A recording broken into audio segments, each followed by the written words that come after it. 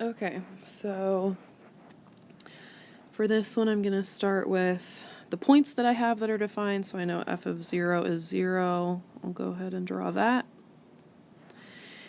And then I can see a little bit about some horizontal asymptotes. So I can see that as x goes to negative infinity and positive infinity, the limit is 0. So that tells me I have horizontal asymptotes at 0. So I'm not going to draw in the curve yet, but I do know that it's going to follow that horizontal asymptote. I see a lot of infinities in other places. So there's a whole lot of infinities here. If the limit itself is infinity or negative infinity, that means we're talking about vertical asymptotes. And you can see there's a lot of ones and negative ones from the left and from the right. So I'm going to go ahead and draw in those vertical asymptotes. So I've got a vertical asymptote at -1 and +1. Sorry, I'm really bad at drawing on the lines here. Okay, so there's the vertical asymptotes. So it says the limit, so we got the right-hand limit of 1 is negative infinity. And the left-hand limit of -1 is also negative infinity.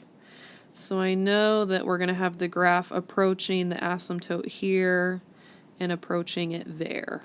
So that was the right-hand limit of 1 and the left-hand limit of -1.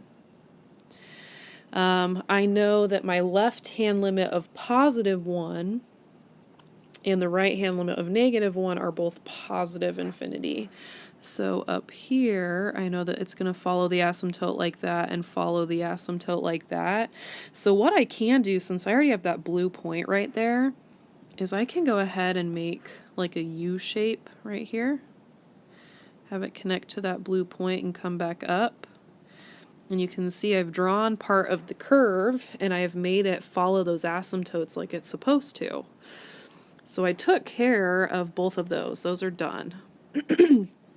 Okay, so now we know we have to make it go towards that horizontal asymptote. And we have one last thing that we have to look at, and that is that the limit as x approaches 4 exists, but the graph is discontinuous. And so if it exists but is discontinuous, it's got to be a hole, because our other discontinuities are jump, and the limit doesn't exist at a jump, or vertical asymptote, and the limit doesn't really exist at a vertical asymptote. So it means it's got to be a hole. So I'm going to go ahead and I'll do this in green. I'm going to take this curve. I know that it was approaching that vertical asymptote. I'm going to have it come over here and approach my horizontal asymptote. Can you guys hear my cat? He's like clawing the carpet right now. Anyway, all right, so we want that hole at 4. So 1, 2, 3, 4. So there's a hole right there about. And then we can go ahead and just kind of do the same thing on the other side, but we don't have to worry about the hole with this one.